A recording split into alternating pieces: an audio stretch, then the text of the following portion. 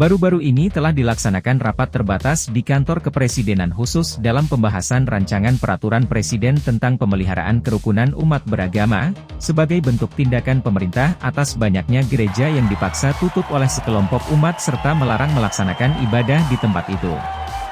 Permasalahan ini tidak saja di satu tempat tetapi hampir di semua daerah yang berpenduduk mayoritas agama Islam. Namun dari hasil rapat terbatas ini, konon masih belum memberikan upaya maksimal dalam menekan praktek intoleransi antar umat beragama utamanya dalam hal pendirian gereja dan pelaksanaan peribadatannya serta ibadah keluarga.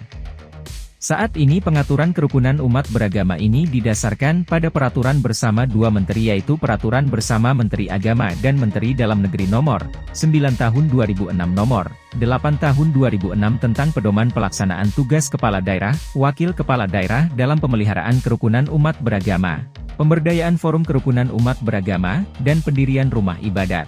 Namun dalam pelaksanaannya, peraturan bersama ini dipandang sebagai pemicu sumber pergolakan intoleransi antar umat beragama pada sejumlah tempat di Indonesia.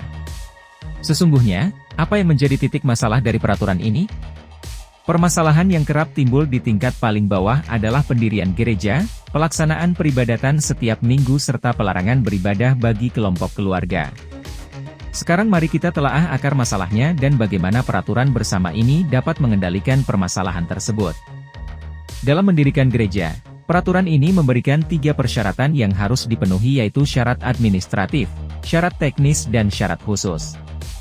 Dari ketiga persyaratan ini, titik benturan kepentingan antar umat beragama adalah pada syarat khusus. Syarat khusus ini yaitu 1. Daftar nama lengkap KTP dari pengguna rumah ibadat minimal 90 orang dan adanya dukungan masyarakat setempat sedikitnya 60 orang. 2. Adanya rekomendasi tertulis Kepala Kantor Departemen Agama dan rekomendasi dari FKUB. Intinya syarat khusus ini memberi syarat toleransi kekeluargaan antar pengguna gereja dan warga setempat dengan formula 90, 60 dan rekomendasi dari Forum Komunikasi Umat Beragama. Inilah yang menjadi titik fokus masalah, di mana satu daerah yang berpenduduk mayoritas satu agama yaitu Islam maka akan sulit mendapatkan persetujuan dari 60 orang warga tersebut. Belum lagi untuk mendapatkan rekomendasi dari FKUB di mana keanggotaannya diisi oleh kelompok mayoritas Islam. Bagi kelompok mayoritas, pendirian gereja dianggap sebagai suatu persaingan karenanya mutlak harus ditekan yang salah satu caranya adalah dengan tidak menerbitkan rekomendasi dan warga setempat tidak memberikan persetujuan. Akibatnya, perizinan gereja tidak pernah keluar sedangkan peribadatan mutlak harus dijalankan oleh para pemeluknya. Melihat akar masalah ini maka rancangan Perpres ingin melonggarkan persyaratan tersebut namun tidak menghilangkan persyaratan khusus tersebut. Kelonggaran itu berupa menurunkan angka persetujuan warga setempat hingga direncanakan dengan formula 60-40 setelah mendengarkan suara dari Persatuan Gereja Indonesia.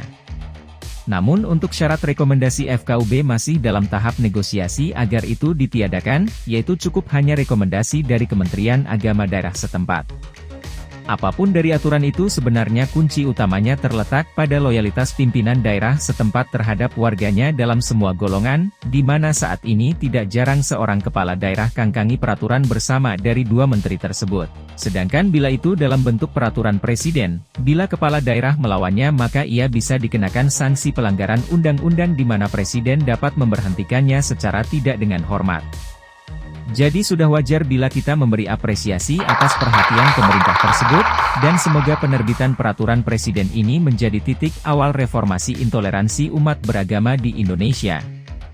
Bagaimana menurut Anda?